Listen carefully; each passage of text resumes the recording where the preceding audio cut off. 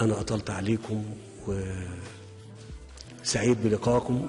لو سمحت لو سمحت لو سمحت، أنا عايز أقول للمصريين كلمة واحدة في النهاية. أنا لم أخذلكم ولم أتخلى عنكم،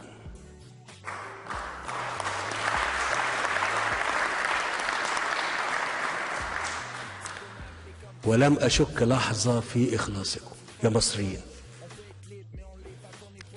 من فضلكم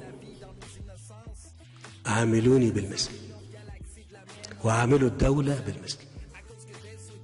شكرا جزيلا. السلام عليكم ورحمة الله وبركاته.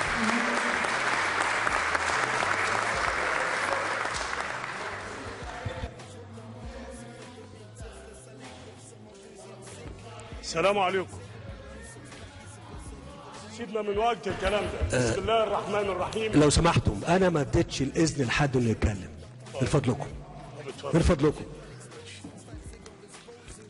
لو سمحتم، كل الامور يا جماعه هنا مش قاعدين القعده ديت وبتلوموا عليا ان احنا ما بنكررش اللقاءات دي كثيرا، لانها بتتحول الى منابر كلام. احنا بنحاول بقدر الامكان في ظل الظروف الصعبه دي ان احنا نحقق مطالب كل الناس. هو احنا النهارده هنقول